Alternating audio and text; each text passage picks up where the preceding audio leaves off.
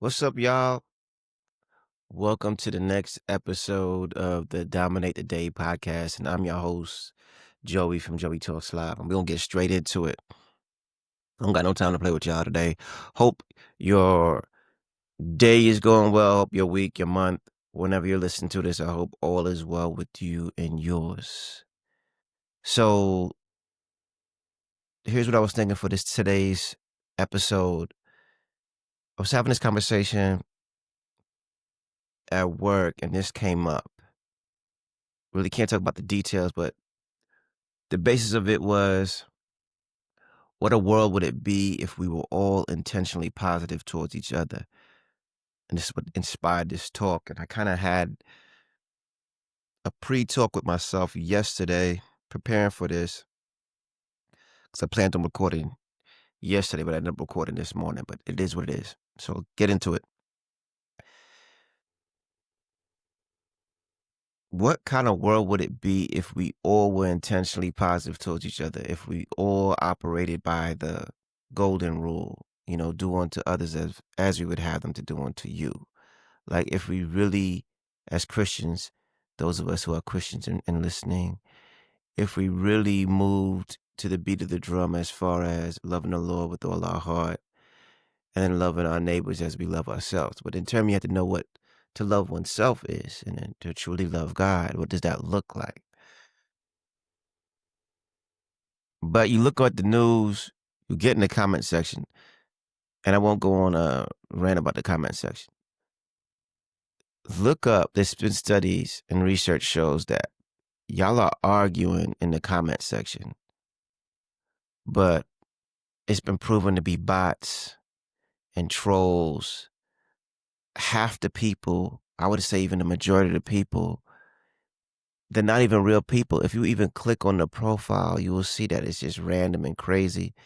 Technology has gotten so good that for engagement, people could have bots, and some of it is for disruptive purposes, and we've seen that with elections.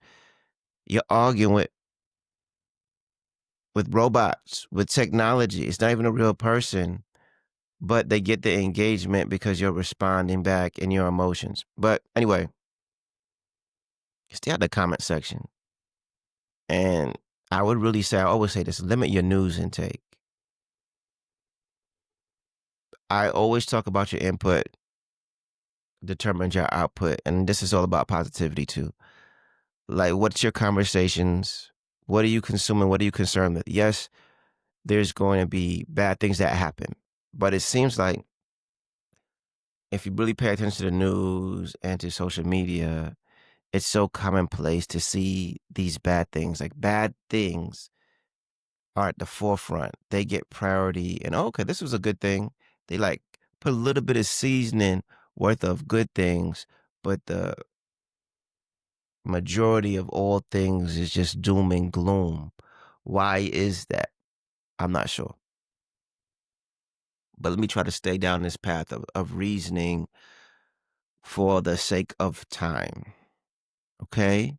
So, yes, positivity and intentional positivity, intentionality with regards to it. According to Merriam-Webster, positivity is a noun. It means the quality of state of being positive, something that is positive. And I'm going to ask for a deeper definition, because that's like, okay, you're using the same word to define it, right? Let's get a deeper definition. All right, while it's doing that, they say studies have shown that our internal voice, like your default voice, can be very harsh and critical of yourself. And that's not self-love or self-care. A lot of us ruminate on things. You'll ruminate. And if those who don't understand the definition of ruminate, I will try to paraphrase it, summarize it.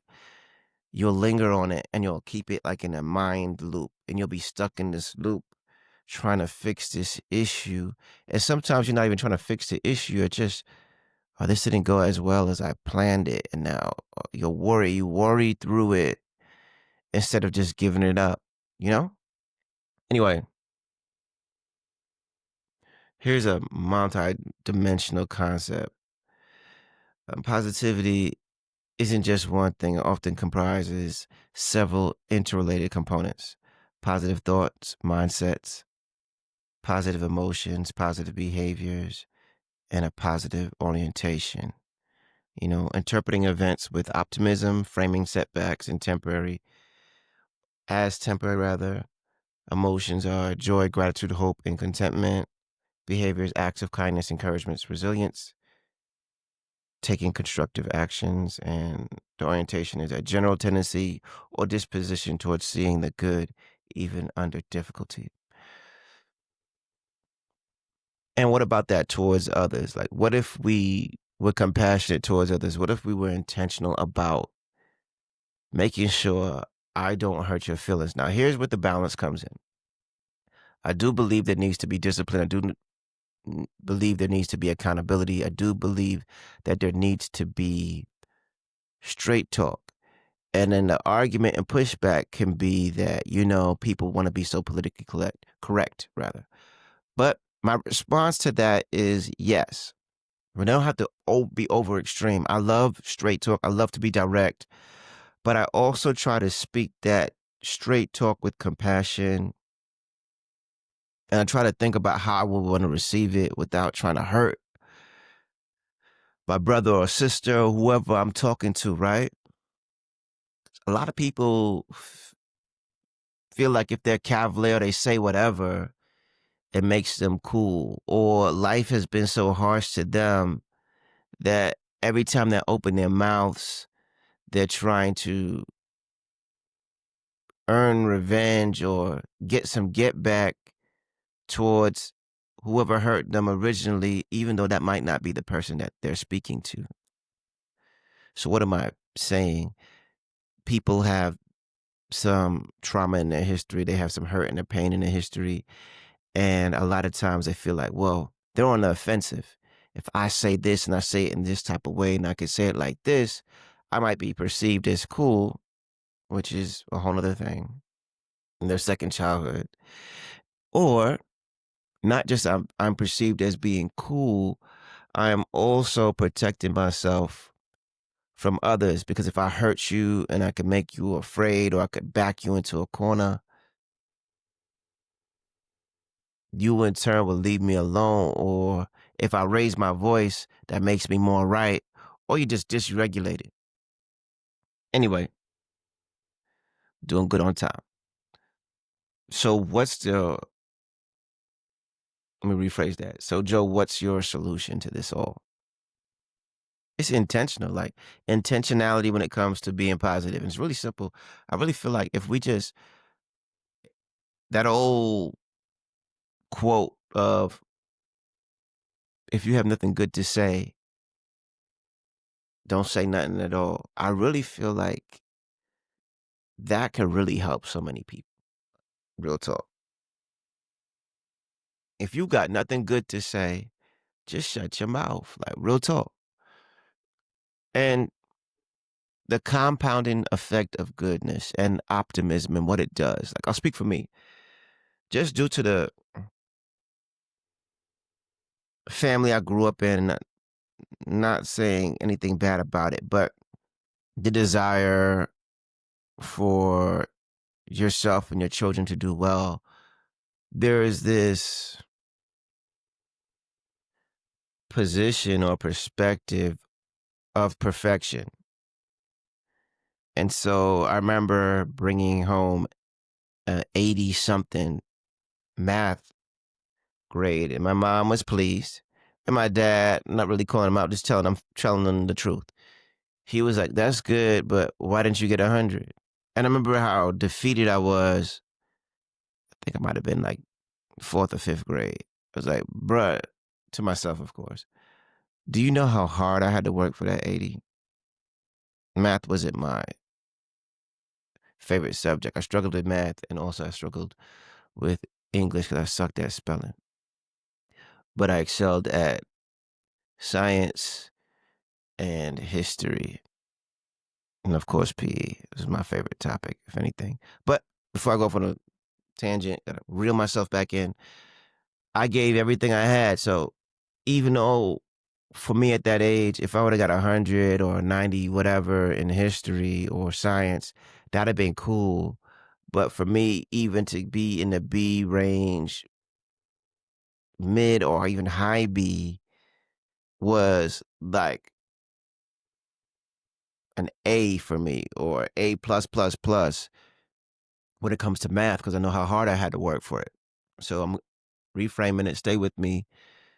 With that being said, I don't think I responded to him by just kind of like, well, maybe I don't need to share with him anything that isn't perfect, just to kind of protect my emotions and not even realize, I don't even think my internal voice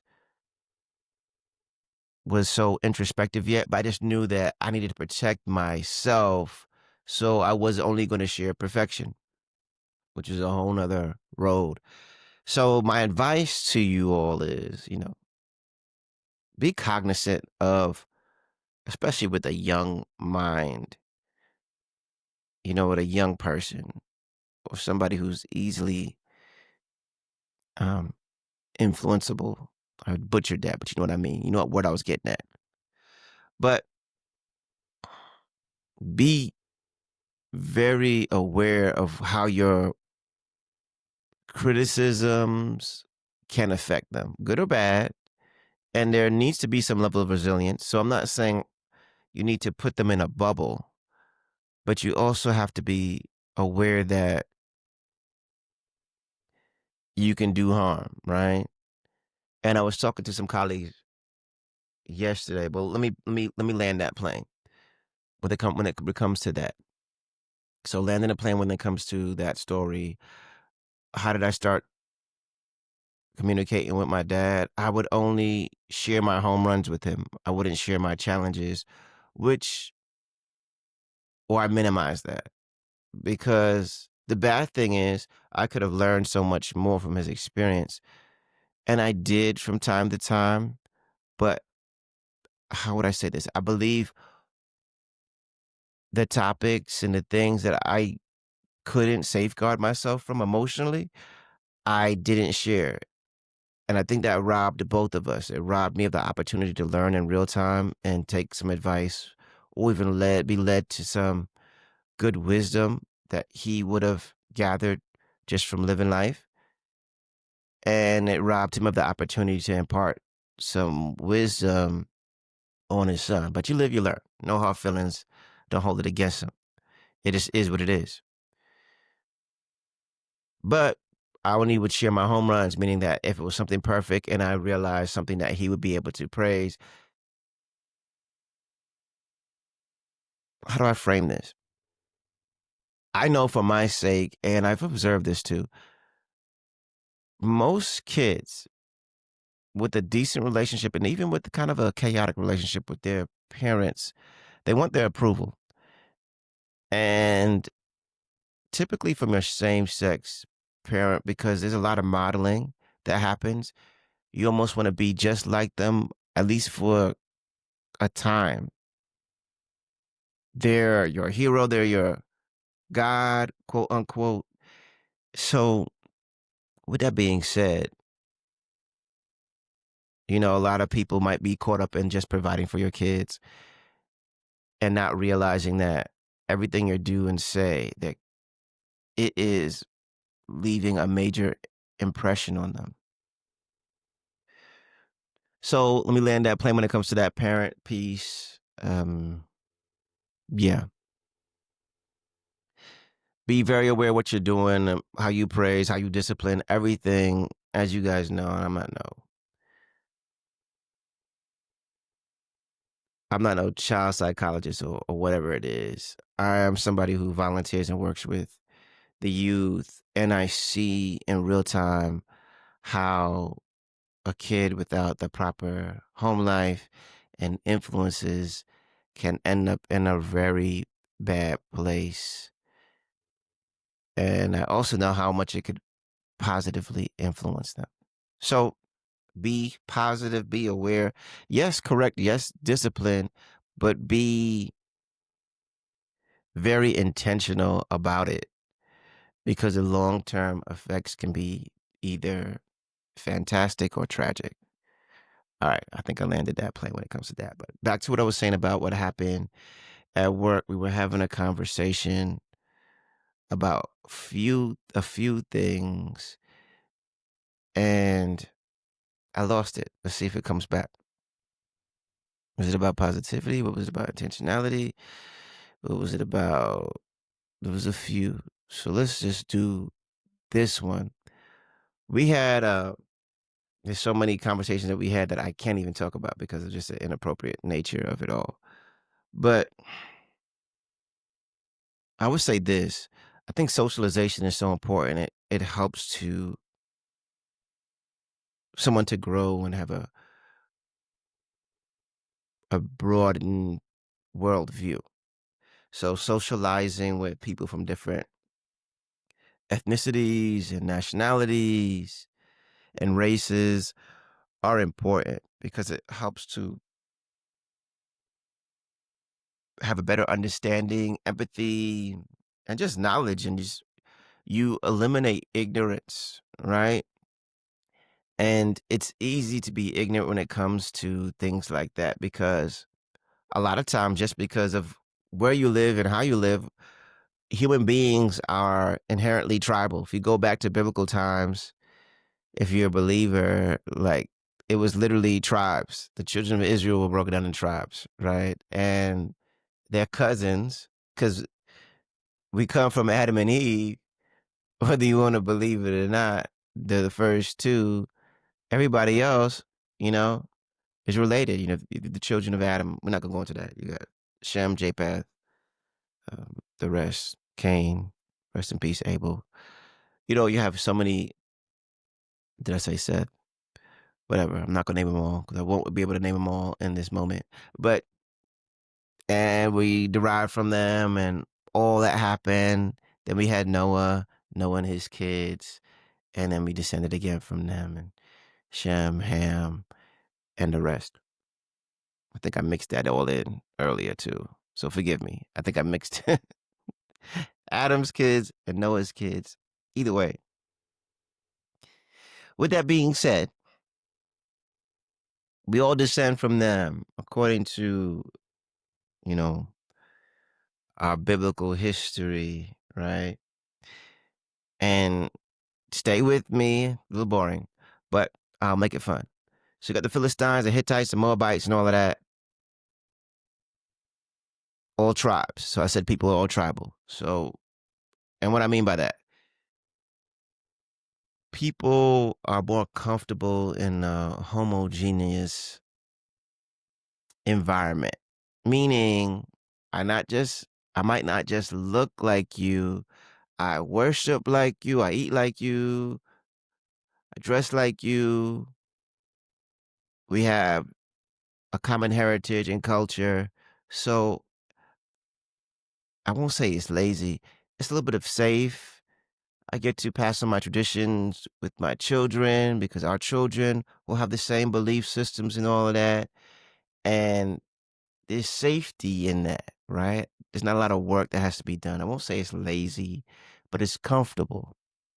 Now, some people don't mind a heterogeneous um, community, meaning it's not homo meaning one, hetero meaning it's multiple. Like you could clearly see the difference. And one easy way would be like this, right? You can clearly see the difference. Instead of just being homogeneous, now it's heterogeneous. You clearly see the difference, whether it be race, nationality, ethnicity, and how one might present themselves, the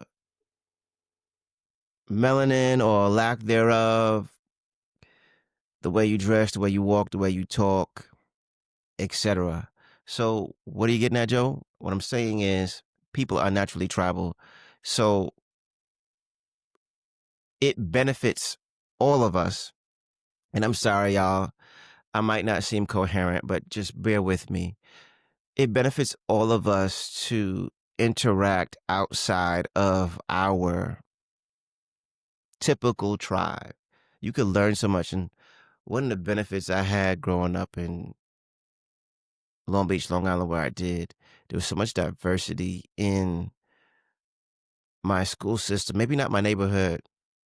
Neighborhood was predominantly black and brown,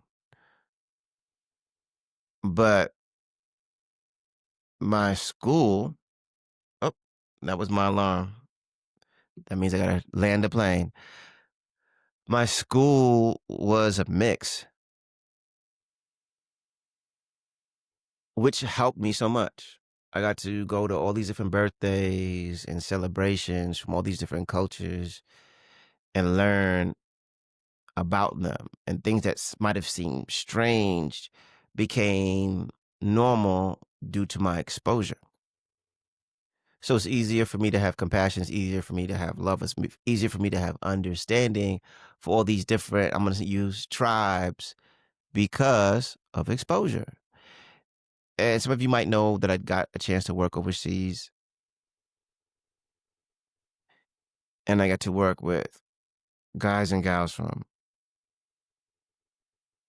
Asia, different parts of Asia, and different parts of Africa and Europe, South America, and of course, North America.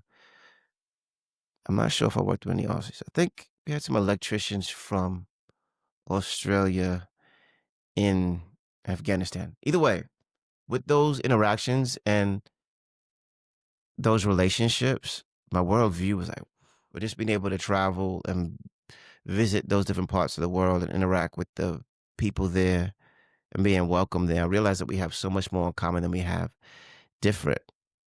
We care about our relationship with our God and our creator, whether or not there might be a different in belief systems, there was definitely an importance of that relationship with their God, I will say creator. And second, I found there was a commonality with family. Family was so important. There were guys who were working for 10 plus years and haven't gone home because the risk of them not being able to come back to wherever working environment they're in, and they just worked, and sent the money home. And they were literally changing the trajectory of their family from, I'm not to sound crazy, but let's just say very low or poor or village lifestyle to now having a lifestyle of what a 10 percenter or an elite wealthy person would have in their country. And it was just amazing to see and learning about them. So what was I getting at? We had a commonality that we worshiped a creator. Family was very important, and providing for that family was important. And what would I say was next? I would say culture and tradition and what they stood for would fall into next. And they cared about extended family. And I have so much extended family that I would say from different parts all over the world, different races, nationalities, and ethnicities. I've been adopted into it, and they consider me family, and vice versa, and likewise. And it really did a lot for my perspective when it comes to that. So it's not an autobiography. So how does this benefit you? Get a passport. I would say get a passport and go visit the world. Being able to go see different parts of the world really, really benefited me. Being able to interact and create lifelong friends and relationships really broadened my worldview and let me know that, hey, Joe, your perspective on this was off. And some of that is just due to conditioning. There are different religions and different regions of people that we have a bias towards. You never visited them, you have limited interaction, or you've never even talked to them. But because of what you've consumed from your media stations, whatever your favorite one is, and television and social media, and the biases that those media houses have, and even your movies in Hollywood had you will hear a call to worship and be afraid. You will see a certain clothing choice and you'll think that, ooh, is this person going to bring harm to me? But that, to be honest, it's your ignorance. I'm not calling you ignorant. I'm just saying it's your lack of knowledge and lack of exposure that has you like that. And you were manipulated, unfortunately, and it benefits those that rule to manipulate us from time to time. We're easier to be controlled and ruled if we're divided. Whatever. I really need to land this plane.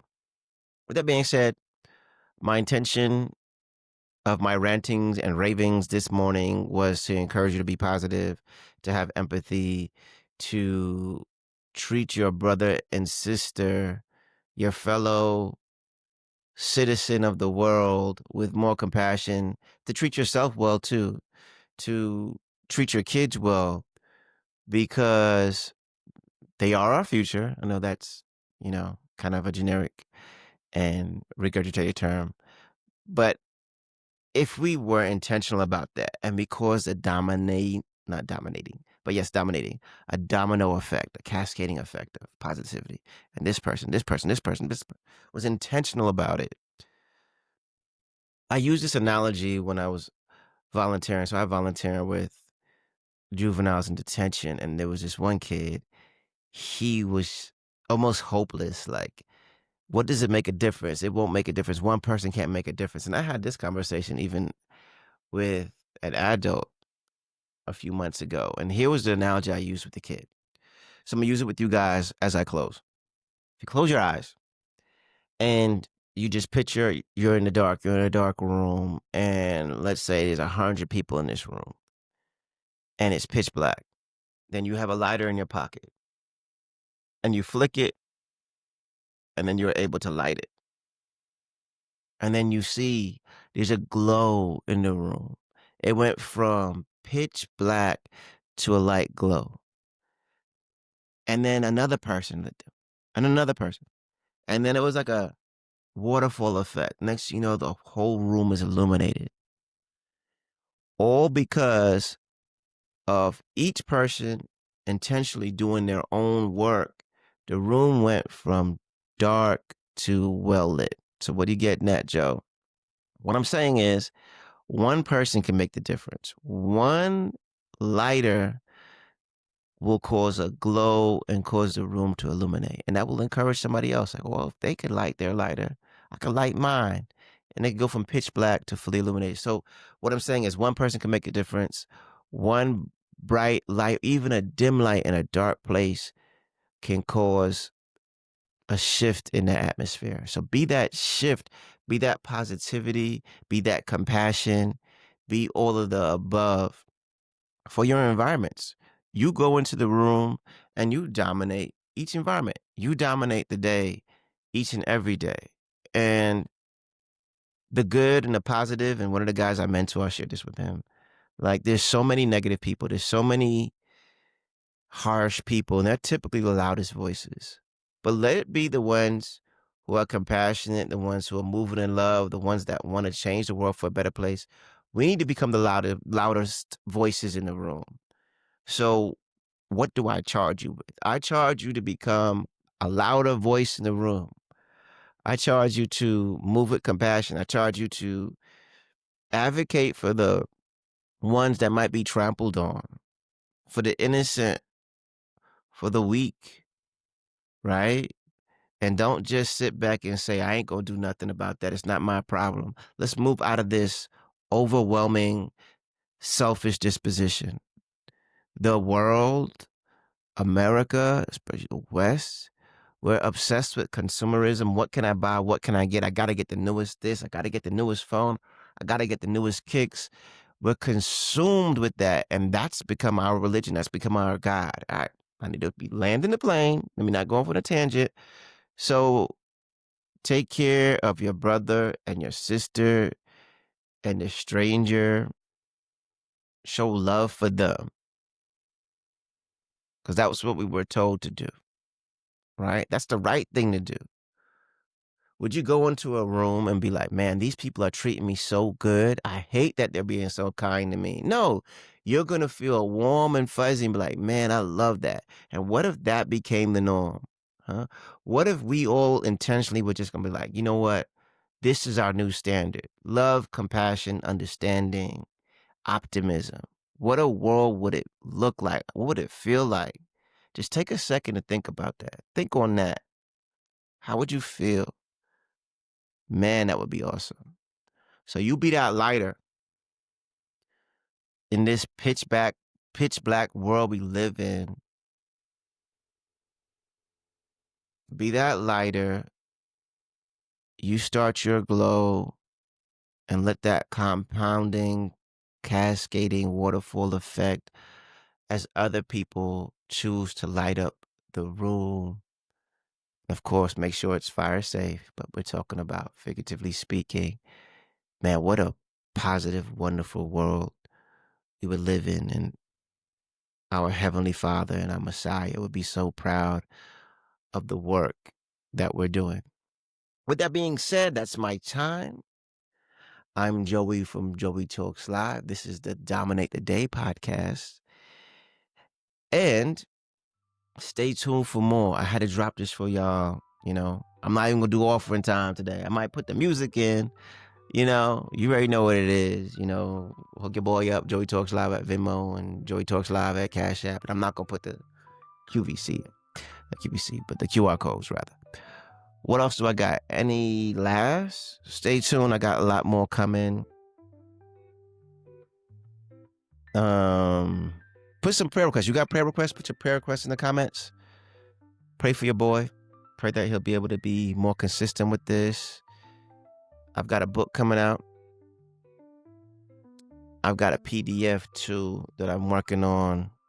I might drop it in a commercial or something like that. Follow me on Instagram if you're not. It's Joey Talks Live. I'm on TikTok as well, Joey Talks Live. I'm also on Facebook. But my long form stuff is going to be on YouTube and everywhere you find podcasts. But I think that's it. Well, with that said, thanks for joining me. Thanks for your time. I respect your time. Peace and love from your boy. And don't forget to dominate each and every day.